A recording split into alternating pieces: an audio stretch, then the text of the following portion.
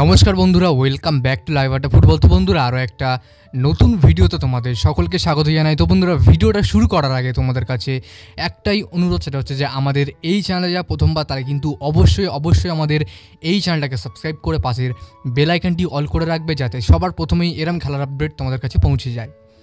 বন্ধুরা, ভিডিওটা শুরু করার আগে তোমাদের কাছে একটা কথা বলতে চাই।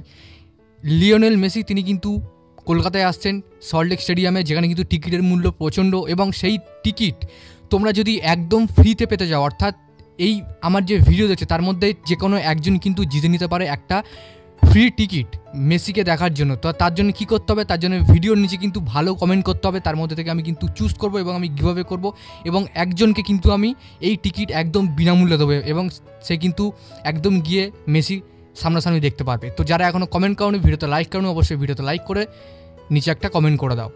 তো বন্ধুরা, এবার আসি আমরা মেন টপিকে। দেখো, অনেকটা লং হয়ে গেল আমি জানি।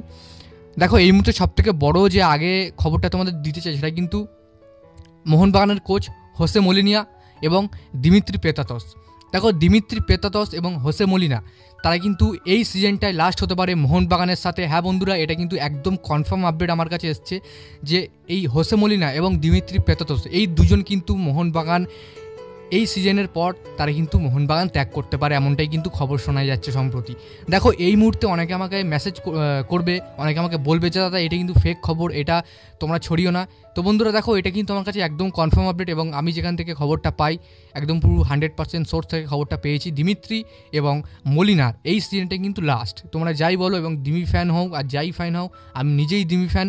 তো আমার খুব খারাপ লাগছে দিমির এইটাই লাস্ট সিজন। সবার প্রথমে আপডেটটা আমি দিলাম, তোমাদের কেমন লাগলো জানিও। পরের আপডেটটা দেবো মোহনবাগানের মিডফিল্ডারকে নিয়ে। দেখো, মোহনবাগান তারা কিন্তু একটা খুব বড় নজর রেখেছিল, প্রায় 6 মাস ধরে রাখছে তারা।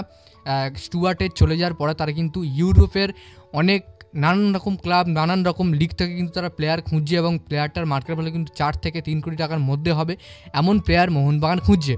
তবে বর্তমানে কিন্তু এমন প্লেয়ার পাওয়া খুবই দুষ্কর। গ্রেগ স্টুয়ার্টের পরিবর্তন হিসাবে আমার তো মাথায় ঢুকছে না গ্রেগ স্টুয়ার্টকে ছাড়ারই কোনো দরকার ছিল বলে। একটাই তার অজুহাত দিচ্ছে যে তার বয়স হয়ে গেছে। দেখো bro, age just a number. দেখো, মেসি রোনাল্ডোকে তোমরা দেখো কত বছর বয়স হয়ে গেছে, তারা কিন্তু তাদের খেলার মধ্যে এখনও আছে। তো গ্রেগ স্টুয়ার্টকে দেখে বোঝা যেত না তার 36-37 বছর বয়স। তো সেক্ষেত্রে ম্যানেজমেন্টকে এইটা ভাবা উচিত ছিল যে স্টুয়ার্টকে না ছেড়ে অন্য কোনো বিদেশিকে ছেড়ে দিলে কিন্তু আমার মনে হয় বেটার হতো, কারণ গ্রেগ স্টুয়ার্টের বিকল্প খোঁজা একদম অসম্ভব এই মুহূর্তে আইএসএল লিগের মতো, মানে আইএসএল লিগের মধ্যে। তো এমনটা খবর পাওয়া যাচ্ছে যে মোহনবাগান ইউরোপ থেকে, অর্থাৎ স্কটল্যান্ড থেকেই প্লেয়ার নেবে, স্কটিশ লিগ থেকেই প্লেয়ার নেবে। তবে সেটা কোন প্লেয়ার এখনও পর্যন্ত জানা যায়নি, কারণ স্কটল্যান্ডের মিডফিল্ডাররা কিন্তু ভালো স্কিলফুল হয়, ভালো বল বাড়ায়, খেলা আমি দেখেছি। তোমরা চাইলে কিন্তু দেখে আসতে পারো, স্কটিশ লিগের যে খেলাগুলো হয় তোমরা সেখানে দেখে আসতে পারো। হেভি সুন্দর মাঝমাঠে খেলা খুব ভালোভাবে তৈরি হয়। তো যাই হোক বন্ধুরা, আজকে বেশি আপডেট নেই। মোহনবাগানের আরেকটা আপডেট দেবো তোমাদেরকে, যে ইস্ট বেঙ্গলের একটা প্লেয়ারের উপরে মোহনবাগান টার্গেট করছে, ইন্ডিয়ান প্লেয়ারের উপর টার্গেট করছে, সাইড ব্যাক খেলা প্লেয়ার সুভাশিসের বিকল্প হিসাবে তারা নিতে চাইছে, যেটা কিন্তু লেফট ব্যাকে। তো দেখা যাক মোহনবাগান তারা নেবে কি নেবে না, এখন সেটা সময় বলে দেবে।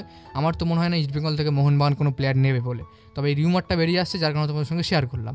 তো যাক বন্ধুরা, আজকের জন্য ভিডিওটা এতটাই ছিল। ভিডিওটা ভালো লাইক করে দিও, আর আমাদের এই চ্যানেলে প্রথমবার চ্যানেলটাকে সাবস্ক্রাইব করে পাশের বেল আইকনটি অল করে রাখো। ধন্যবাদ।